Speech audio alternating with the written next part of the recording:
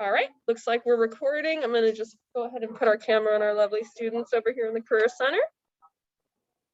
All right. All right, thank you very much. So thank you everyone for being here this afternoon. My name is Joe. I use he, him pronouns.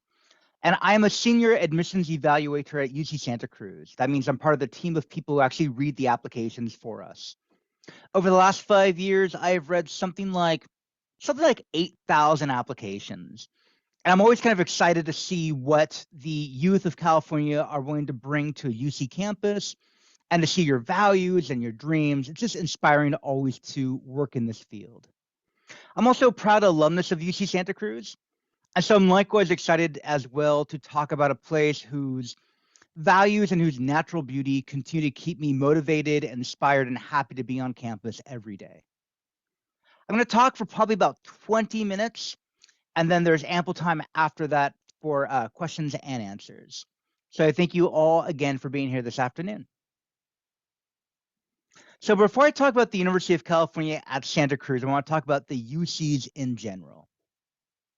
As one of the 9 undergraduate campuses of the UC Santa Cruz shares with our sister schools all the traditions and all the goals and all the advantages of being a member of the most world-famous and most world-respected public university research system. People know the University of California around the world. We have, with our sister campuses, a threefold mission. So we do 3 things. So first, clearly, obviously, we teach. We have over 700 majors across our 9 schools. And we have a faculty, we have professors who are devoted to working directly with you and closely with you as you master your various different majors and fields of studies. That's obvious. Every school should be doing that, and we do. But what we do that's unique is that we are the body in California that is empowered and funded by the state to conduct research on behalf of the people of California. That means that our faculty, our professors, aren't just teaching you what has already been taught. They're not just teaching you from books other people have written. They're teaching you what they have discovered on their own. So they're the people who are writing the books, and they're the ones who are really pushing human knowledge. And kind of just as important is your participation in this. We'll be teaching you not just what to think, but how to think, and getting your hands dirty by teaching you what it's like to work in a lab, to conduct a field study, to make new art, or invent new engineering inventions. We're very much about practical work at the UCs and having you do that with us. And then we do both of these, the teaching and the research combined, out of a sense of public service.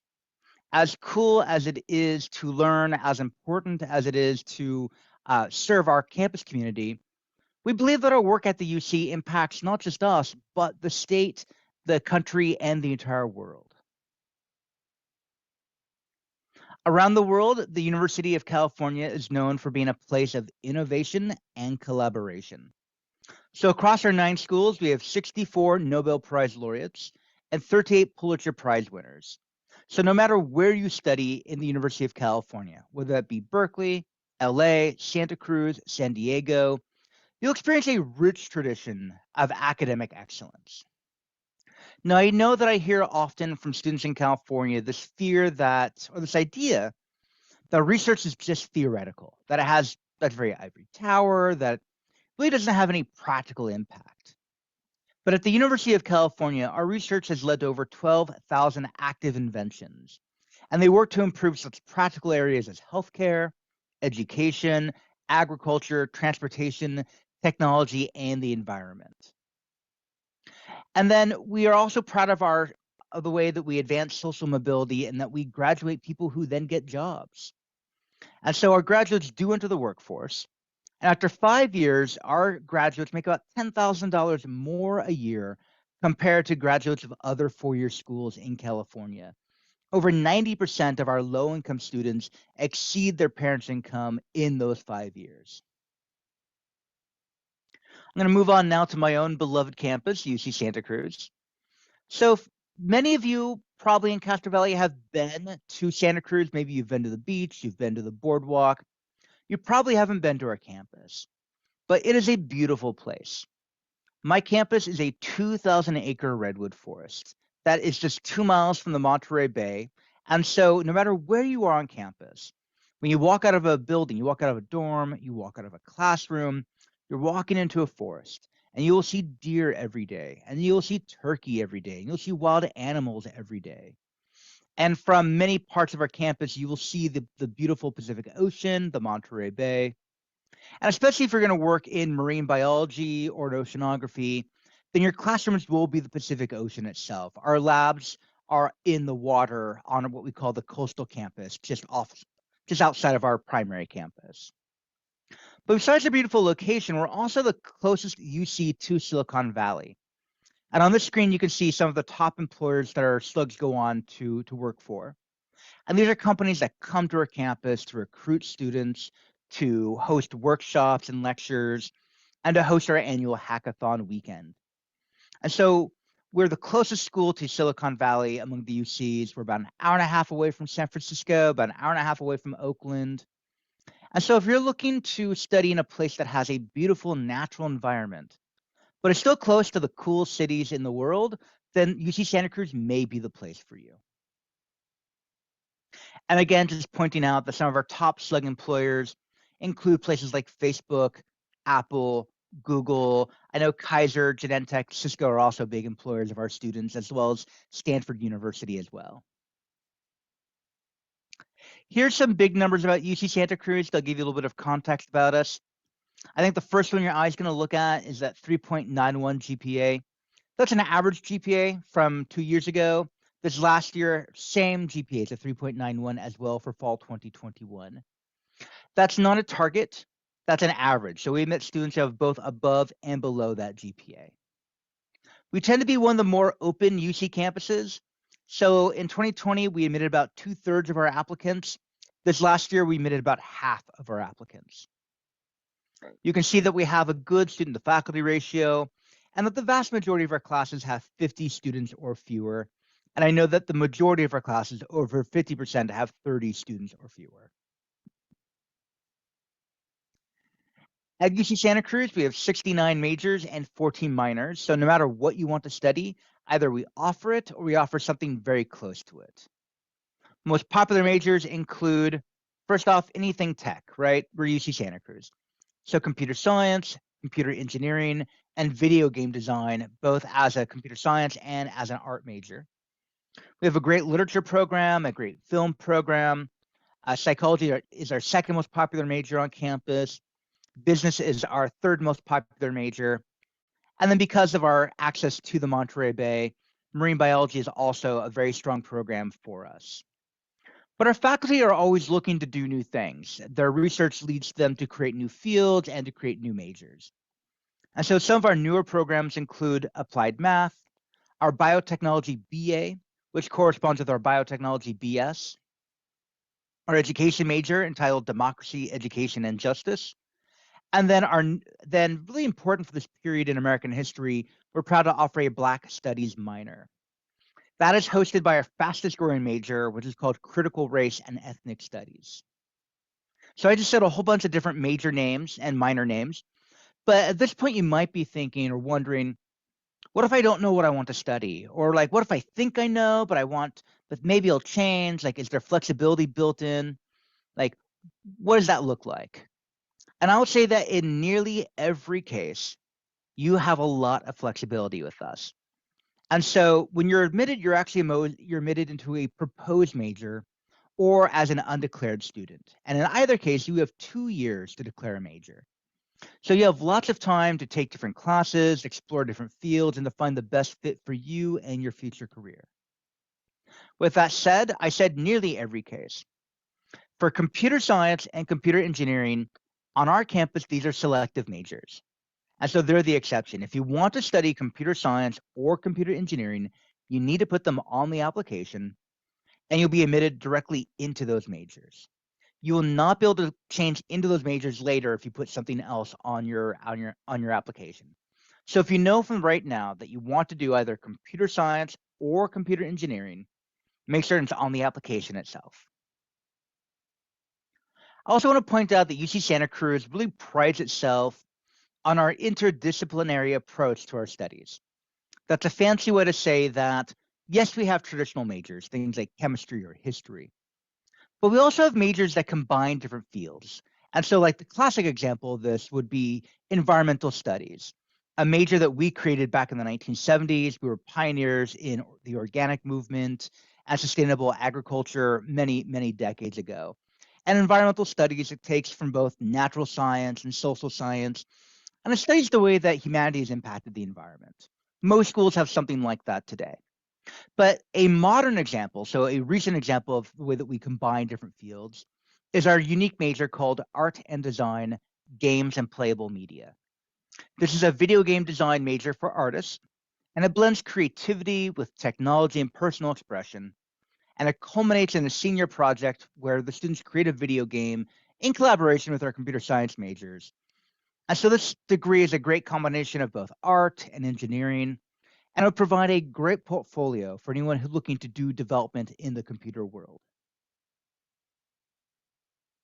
Something that's unique about my campus is the residential college system. So you'll find at most American universities that if you look at the campus, there are dorms in one place of the campus, there are classrooms in another part of the campus, and then administrative and support buildings in yet another part of the campus. And the three really don't have anything to do with one another. But at UC Santa Cruz, these are the same locations. And we do that. We combine these three areas by creating what we call residential colleges. They're modeled after what you find at Oxford and Cambridge. And if you've read or seen Harry Potter, it would be similar to the four houses at Hogwarts. And so at each of our 10 colleges, you'll find dorms. So if you're admitted as a frosh, you'll live in one of the 10 colleges with a small cohort of other students. So you find dorms and a dining hall and a cafe and stuff. You'll find classrooms. And as a frosh, you'd be taking what is called a core course, which is a seminar class that everyone has to take. That class is different college by college. And so you'll be taking that class at your college. And then your support staff, the academic advisors who'll be helping you, will be based in that college as well, as some will live in the dorms with you, the residential advisors. So it's very important if you are admitted to UC Santa Cruz that you look at these 10 colleges and look at their themes, look at their extra classes that they offer outside of majors, and to find your best fit. So each are going to be open to students of every major, but they all have their different themes and approaches and histories and customs and traditions. And so Rachel Carson for College, for example, their theme is about environmentalism and sustainability. So if you have a very green ethos, that might be your home at UC Santa Cruz. Porter College, if you look at those hipsters playing guitars in the corner, they've always had this history of personal expression and art and creativity. And so no matter what your major is, if really personal expression is your big thing, Porter might be your home on campus.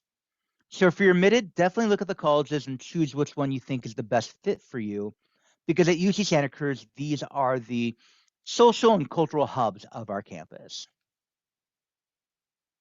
I want to talk a little bit about money, because I know we've all heard that college is expensive, and I'm not going to lie to you, it is. But UC Santa Cruz has a philosophy of making education as affordable as possible and as open as possible to as many people as possible through creating a partnership between you, your family, and us, the campus. So last year, our campus gave out over $320 million in financial aid to our student body. Over 80% of our students received some form of financial aid. One thing I wish that we discussed more was what we call the Blue and Gold Opportunity Plan. This is something that's offered by all 9 of the UC campuses. But basically, if you make $80,000 or less as a family, then it is free to attend a UC school. Again, if you make $80,000 or less, we cover your tuition and your fees. Still have to pay for housing, still have to buy books, still have to pay for food and stuff, but your tuition is covered by us. In addition to financial aid, we offer scholarships, both need-based and merit-based. And the application for the UCs is also our application for our scholarships. So when you're in the UC application, you put in all your classes, you put in all your grades and your clubs and stuff, there'll be a part near the end that will list hundreds of different scholarships. Take your time with that. Look at everything we offer you. Some are going to be general, some are going to be very specific. Click everything for which you may apply to you, and we'll do the legwork to see if you indeed qualify for that scholarship. So just know that there are scholarships available and they're on the application and to look for them. I want to point out at the end of this week, it will be October and the start of spooky month. That means that the FAFSA and the California Dream Act application both open up. Generally speaking, the earlier you request financial aid, the more money there is out there for you. So it would behoove you to open the application, the FAFSA, the Dream Act application, in early October and fill it out sooner than later. I'm going to move on now to UC minimum requirements. You will see on this screen that there is not an SAT test nor an ACT test requirement. We are test-free. We started that last year. We will continue to be test-free for at least another 3 years, after which the UCs will decide what to do next. But as someone who read applications last year, I'm not seeing any negative problems with not requiring test scores. So we do accept the test scores. You can submit them if you want, but just know that when I look at your application, I'm not going to see them. They're not going to impact my read of your application in any way. Instead, I'm looking for 2 minimum requirements for the UCs. The first will be meeting the A through G courses, and I'm certain you're going to be doing that anyway if you graduate from a California high school. And then 2, having a minimum weighted GPA of a 3.0. I want to point out, these are minimum requirements. So if you want to be competitive, because all the UCs are selective campuses, if you want to be competitive, you should be doing more than the minimum. So if we tell you, for example, to take 3 years of math, you should be taking a 4th year to be a stronger student and a stronger applicant. If we tell you to take at least 2 years of science or at least 2 years of a second language, you'll be a stronger applicant if you do a 3rd or 4th year of science, a 3rd or 4th year of a second language, so on and so forth. In a similar way, 3.0 is the minimum GPA to apply to us. 3.91 was our average GPA last year. And so just know that even though the GPA is not the only thing I look at, it is something we take into consideration, and we're looking for students who are excelling and doing more than just the minimum. So these are the 13 things I look at on your application. These are the same across all 9 UC campuses. We might rank them differently in the way that, or you prioritize them differently when we look at the application, but these are the only things we're allowed to look at. And so you'll see that half of these are about half of these are academic and about half are non-academic. And so GPA, honors courses, performance in academic subject areas, in this case, mostly math and English. These are things I'm looking at and will take in consideration. They'll be very important for us. But there's also non-academic stuff I'm looking at as well. I'm looking at things like special projects you may have done, either in school or outside of school. I'm looking at your talents, achievements, and awards, again, both in or outside of school. I even take in consideration things like your geographic location and what school you went to. As we try to create a diverse student body and a campus that looks like the people of California, those are going to be things I'll be looking at. All that is to give me context. The biggest question I get, the most common question I get from students or prospective students is they'll tell me their GPA and they'll ask, what are my chances of getting in? And no one's ever going to say yes, no, good chance, bad chance, because the GPA by itself doesn't tell us enough. So if you say, I've got a 3.8, I got a 4.1, I got a 3.0, that by itself doesn't tell me what I need to know. I look at all these 13 things and then I see that GPA in context of you, your experiences, and your life story to get a sense as to how you've done based around your life and your background. And so because of that, because context is super important, the personal insight questions are super, super, super important. So on the application, we ask you 8 questions. You're going to respond to 4 of these 8. No one is better than any other, so answer whatever ones give you the best chance to talk about yourself in a good way.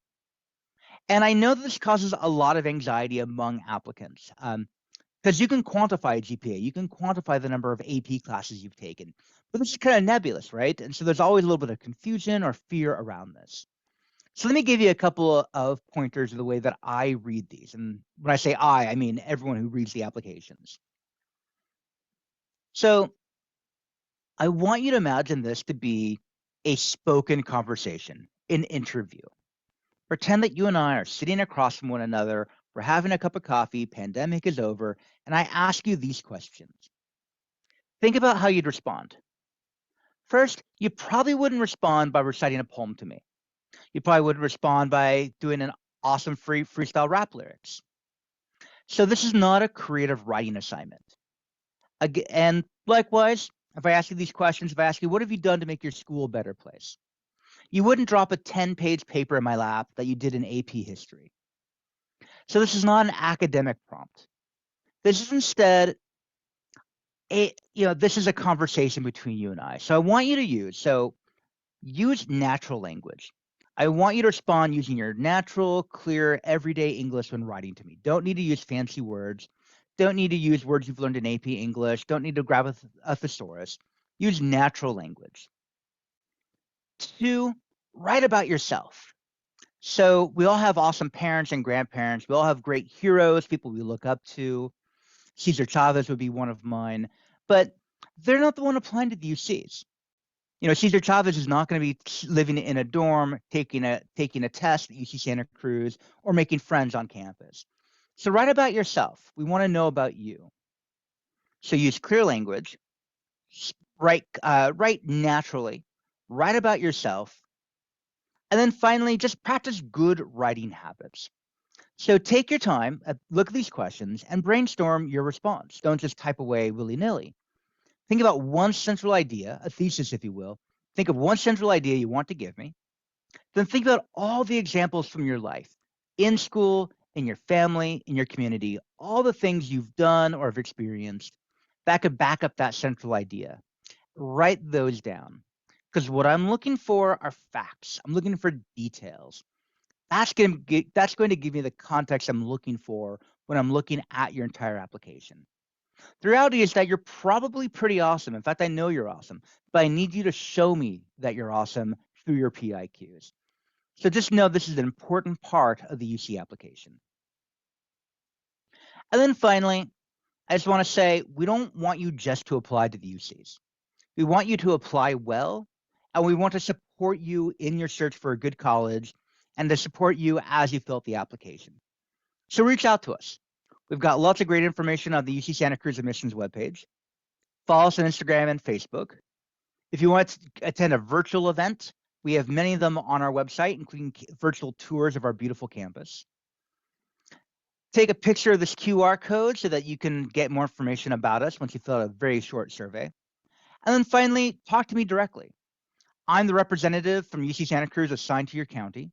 And so if you have any questions at all, reach out to me directly. My email is super basic.